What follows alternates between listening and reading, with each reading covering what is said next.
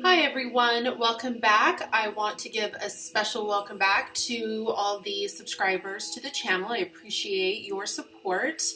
Today we're going to be moving in another direction. I have mentioned to you a few times before that as we wrap up the Exposed series on Mormonism, we are going to be moving in other directions, and this is one of those days. We're going to talk about reincarnation and recycled souls. Now, if you've been on my website at galacticstoryteller.com, then you will see that there is a myriad of information, not just on Mormonism. There is life after Mormonism, so I do want to make sure we're clear about that.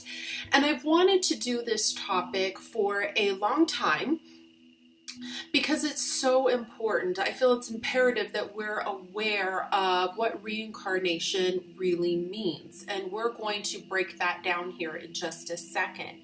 Now, as we move into this, there's no scientific proof. So we're just going to have a conversation and we're going to toss around some ideas. I'm going to give you guys some possibly new ideas to consider. But as always, I'm going to ask you to keep an open mind. If you have comments, do it nicely.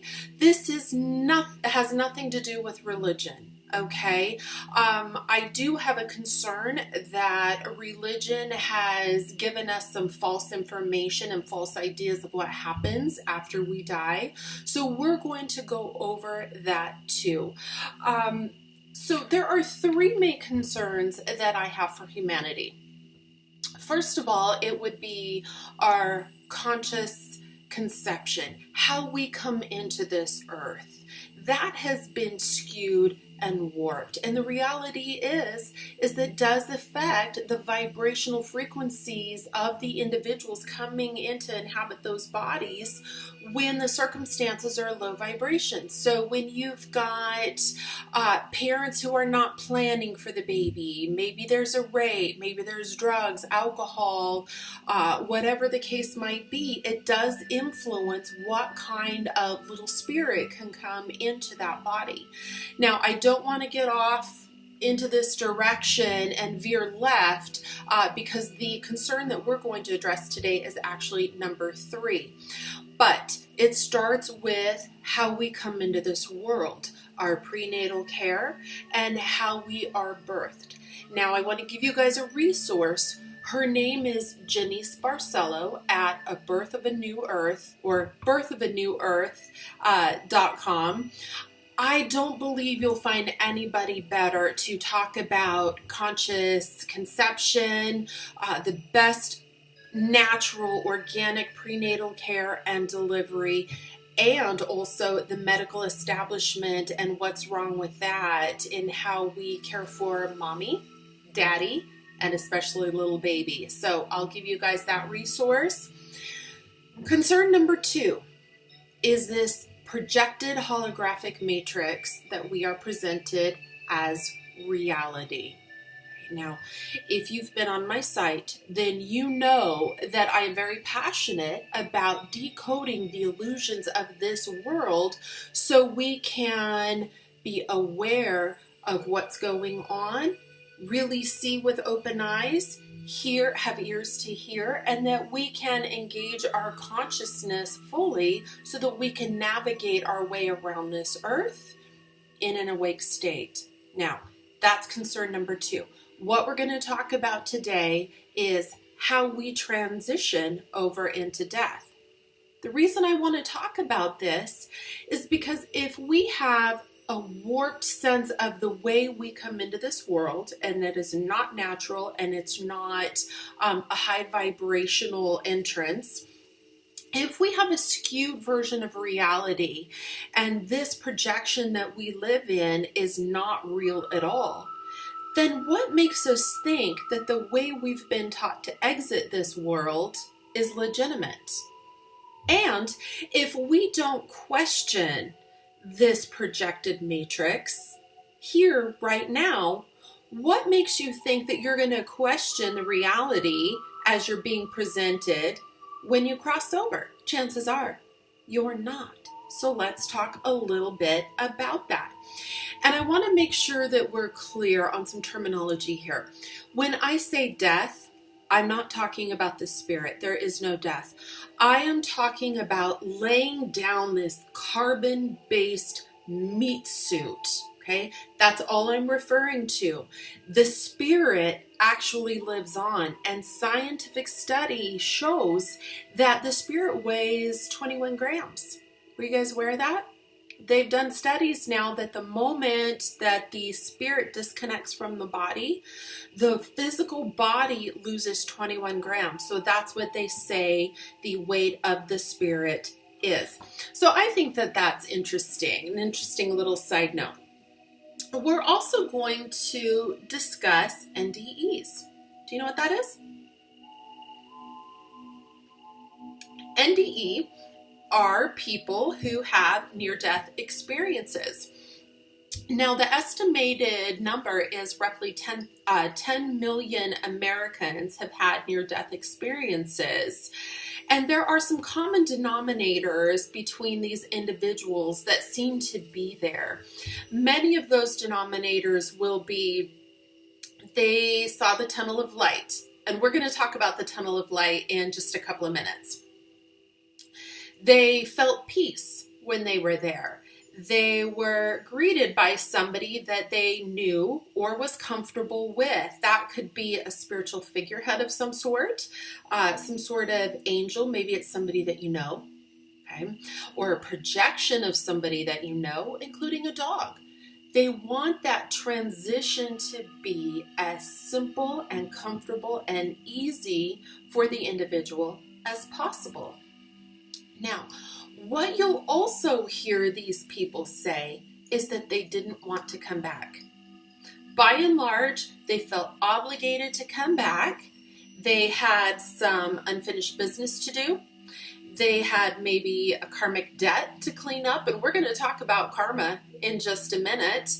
Or maybe they had a message to deliver. These are all things that are common with NDEs. Now, one of the things that is also said, and this is conjecture, please understand, people, that there's no scientific proof to disprove or prove one way or the other. So we're having a conversation today. We're going to toss around some ideas, and we're going to get into it in just a minute. If you thought some things were controversial before, we're really going to poke the beehive today. So I hope you're ready for that. But it is said that whatever belief system you have here right now is the belief system that you will take over the into the next realm. Okay, when you die, the physical death, you are not met with sudden enlightenment. The mysteries of the universe are not automatically unveiled to you. It doesn't work like that. Okay, you're going to take everything that is comfortable, your knowledge, your belief systems, and you're going to move into the next realm, and that remains your belief system. Now, food for thought, okay? Now, this is something that I have discovered over the years. I have worked for many years on a regular basis helping people cross over. Now, obviously, they don't come back and they don't tell me what they have discovered, but through some research, and I'm going to give you guys some resources to look into to maybe stretch your paradigm, to question the versions that you've been given. That's always what I want you guys to do, is question, question, question. Research for yourself. Don't believe anybody 100%. That's not a good thing to do. You've got a mind, so use it. You've got a heart of discernment, use it. You've got a spirit, use it, okay? So this is food for thought, and ultimately it's going to be up to you guys to come up with your own belief system here. But as people have recounted their experiences of near death, we've had a pretty good idea of what the main projection is going to be. Now, I say projection because those individuals that are responsible for creating the world projection, you can see my dog. those individuals that are responsible for creating the world projection here as we know it are also responsible for creating the world projection that we see or perceive when we cross over. Now, I hear a lot from individuals that I've worked with, this person's an old soul. You hear that on TV, right? Oh, my child's an old soul, or I'm an old soul. And sometimes we equate that with wisdom, okay? And we equate that with individuals that are older, okay? Elderly people with being wise. And if you've reincarnated over and over and over, well, then that person is a really old soul, okay? But that doesn't mean that they're wise. I know plenty of old people, and wise they are not. So I'm not sure where this idea comes from, but I want to try to dispel a little bit of that if we can. And individuals that I've worked with oftentimes will recount different past life experiences that they've had. Sometimes they've been through hypnotherapy or past life regression. And they will start telling me time and time again about how they were an apostle of Jesus, or maybe they were an archangel. They were Adam, the original Adam of Adam and Eve. I have known lots of Simons, lots of Peters, lots of Pauls. I have yet to meet a Judas, by the way. So if you're out there, let me know. Just because I think it would be fun information. I have heard Cleopatra over and over and over again. I've heard Hypatia, and the list goes on and on. Witches that were hung in Salem. So people almost wear their reincarnations as a badge of honor, and they must know quite a bit because they're an old soul and they've been here many times. In my mind and with my understanding and the things that I've uncovered, I'm going to say that the fact that you've reincarnated multiple times means that you're not getting it, okay? Or why would you keep coming back here? And we're going to get into recycled souls here in just a moment and why I say that.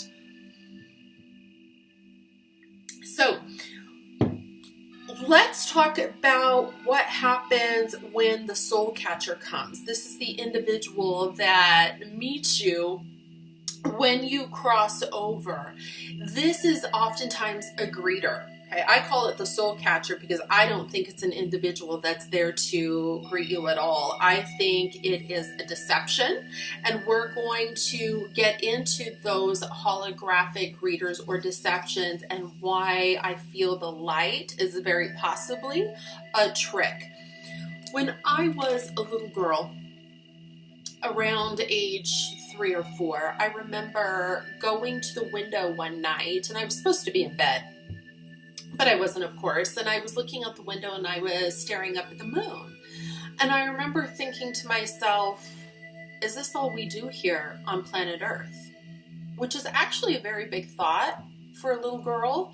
But I understood at some level there has to be a relationship between the moon and the Earth, but of course I didn't know the details. Now, I came into Earth with a fair amount of consciousness. I did go through the mind swipe, and we're going to talk about the mind swipe in just a minute, or the veil in religious terms. But I also had a fair amount of bleed through, what we call bleed through. And those are individuals that have memories before you, memories of where you were at before, okay? So I will leave that there. That's a topic for another conversation.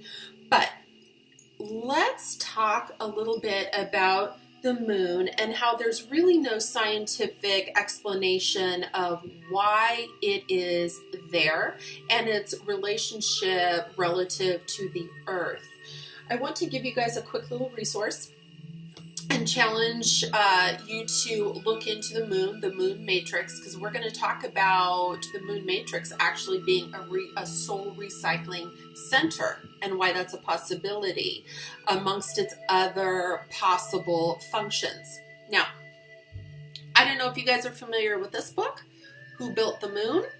This is a great book for you to read to challenge your paradigm a little bit. It's not a bad thing to challenge your belief system and to stretch your knowledge, because that's what you take with you. And remember, I said in the last video that your awareness is your greatest tool for spiritual development.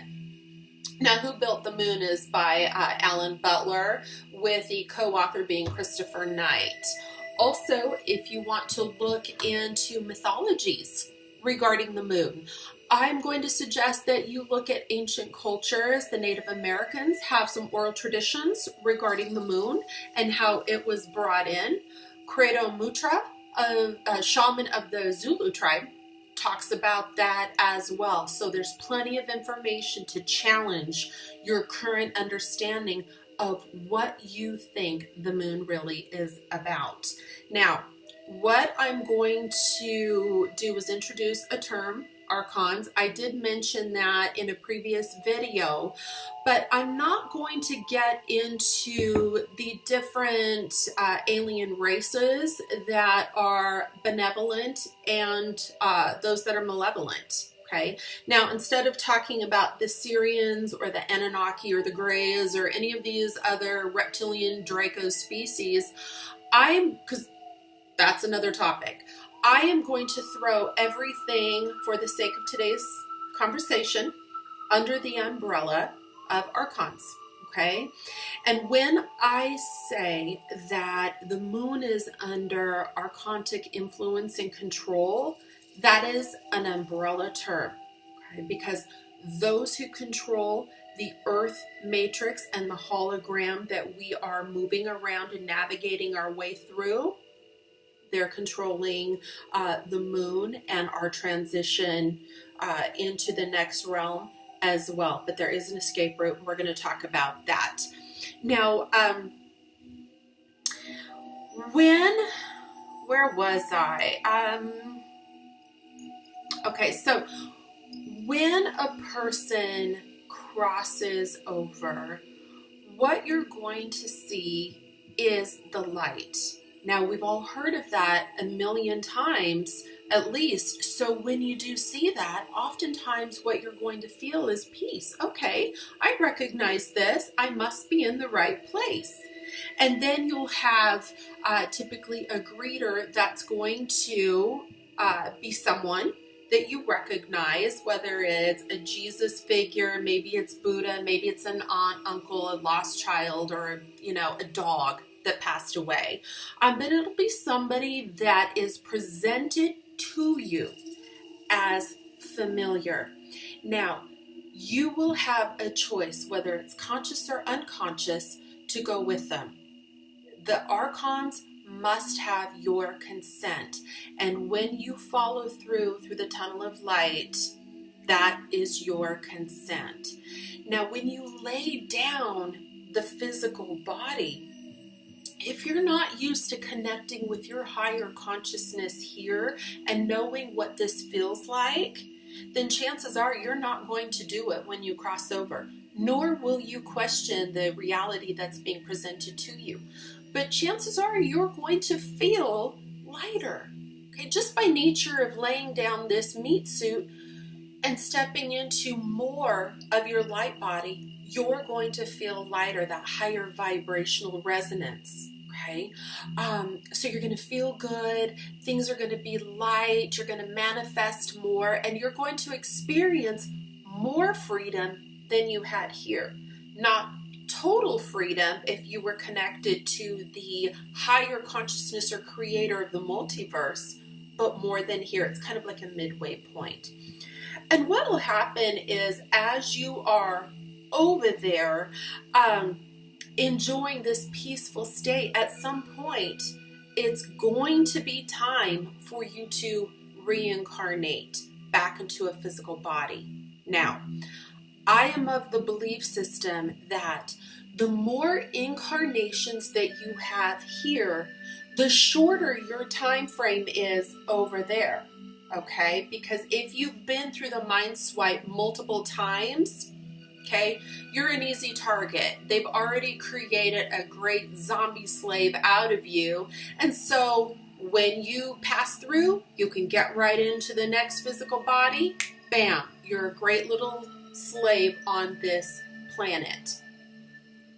Now, we're going to talk about the mind swipe chair in just a second, but I want you guys to consider what all this nonsense is about TV shows like The Walking Dead and all of this propaganda about zombies.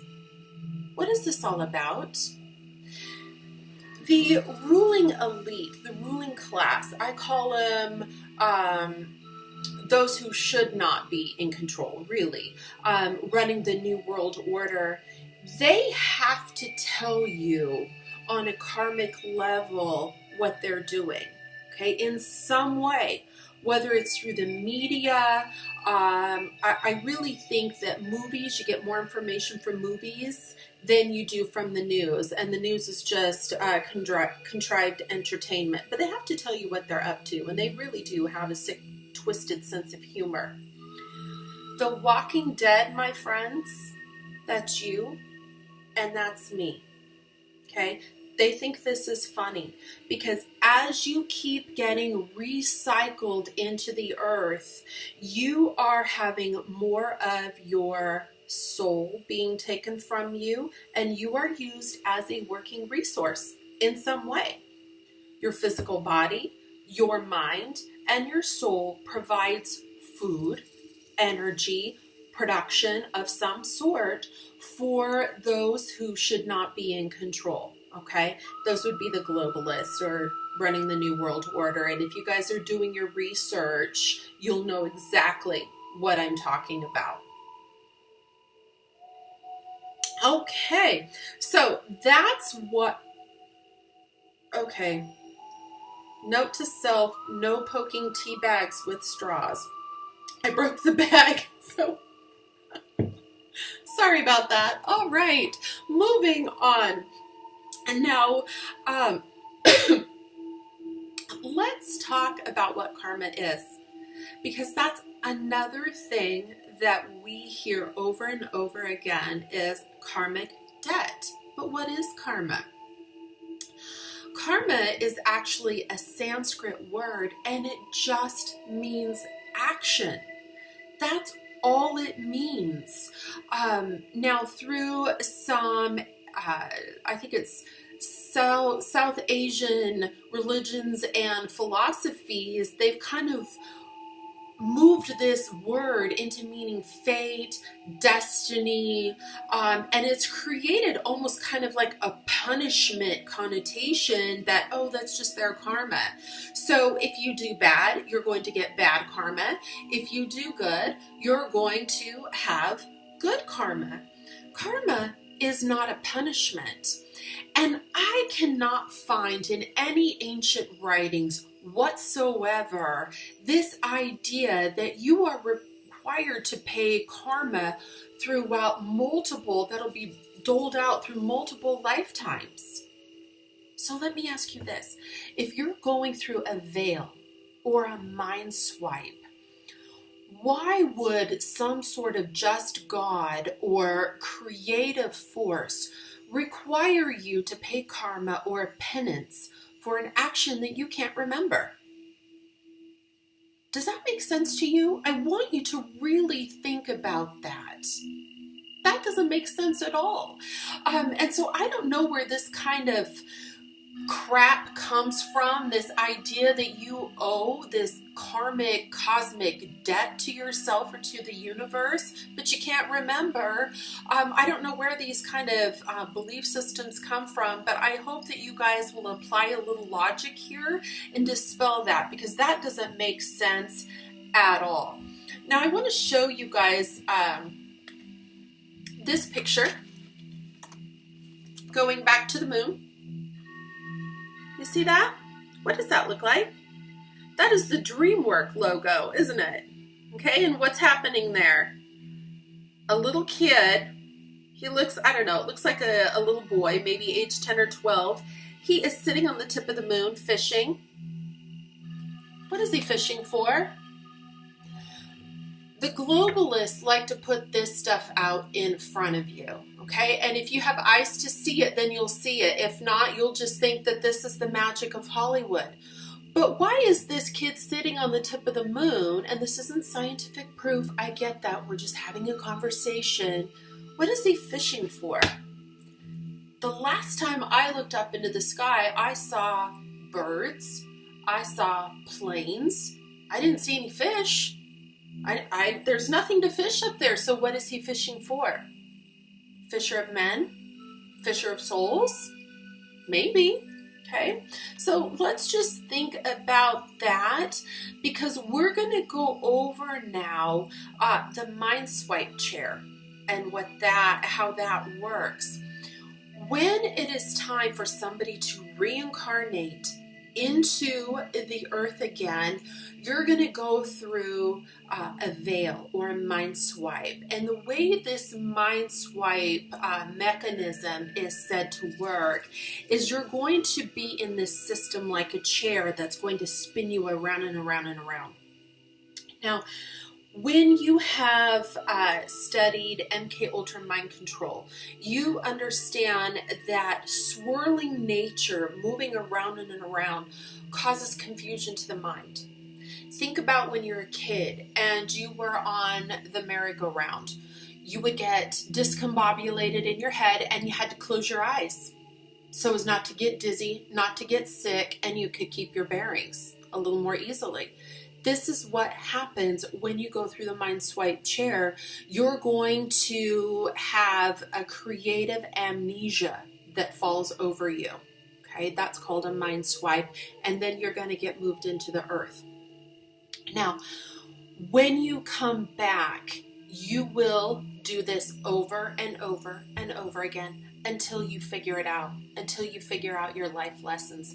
The universe has a way of repackaging lessons over and over again. Sometimes they're packaged a little bit differently until you figure it out. So until you learn how to properly cross over, you're going to keep getting recycled back into the world, back into the earth, and you are considered a trapped soul. Okay? Let's talk about how to escape. Now, I am going to share some resources with you at the end of this video, but let's talk about some alternatives. When you cross over, the first thing that you will see will be the tunnel of light, which is very bright. Don't look at it. There's no time. You're not required to be in a hurry. So turn around, close your eyes. Okay, I don't know how that works if you don't have a physical body, but metaphorically close your eyes, connect to your higher self. That's always your top priority, whether you're here or there. Get used to doing it now so that you will be more apt to be in that habit once you cross over. Connect with your higher self.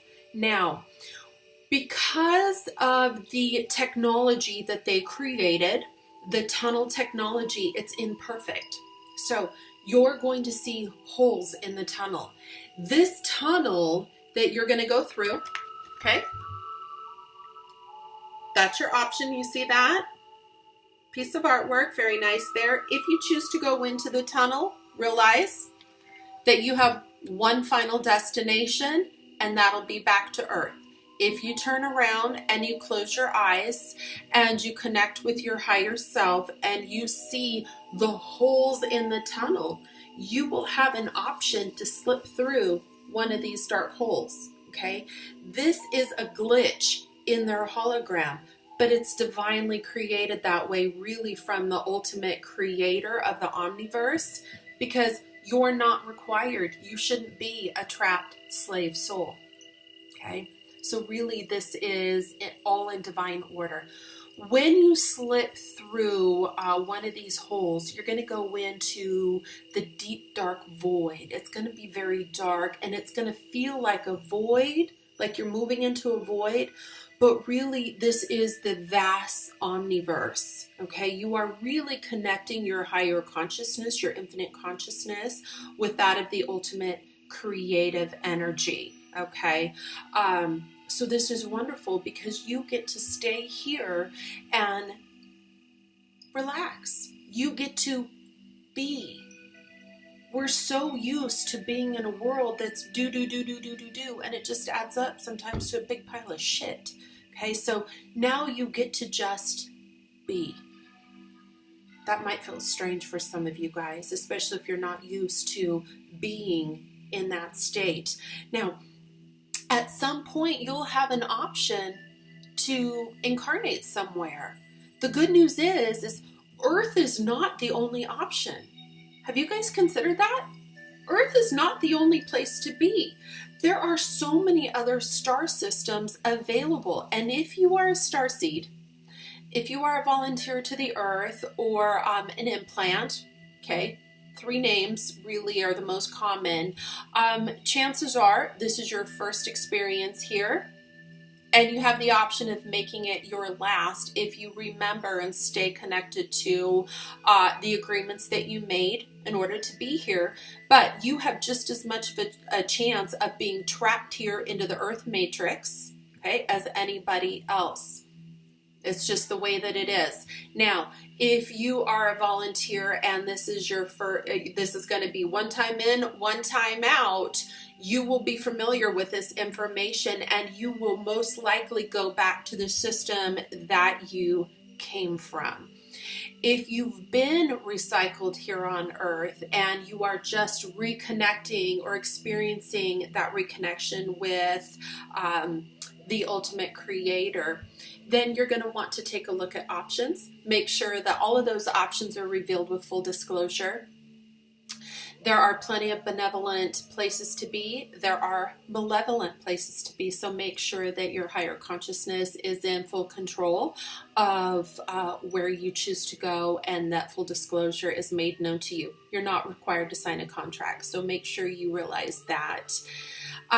Now, on my website, if you look up this article, Reincarnation or Recycled Soul, at the bottom of the article, I have a fun little video of Janeway from Star Trek. She is, I think this is like a 6-minute clip.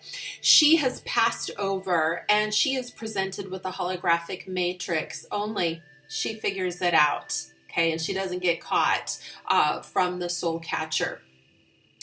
This obviously isn't scientific proof. This is a fun little thing they've put in front of you. Signs are everywhere, so I've provided that little video for you. Take a look at it. There's also a video there from the West, a portion of the West Penre papers. I would suggest that you look into that. Really good information.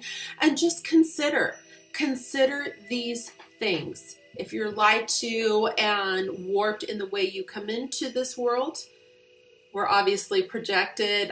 This world projection is not what it seems to be. The reality has been skewed. So when we cross over, we have every reason to believe that that's been warped and distorted as well. Food for thought.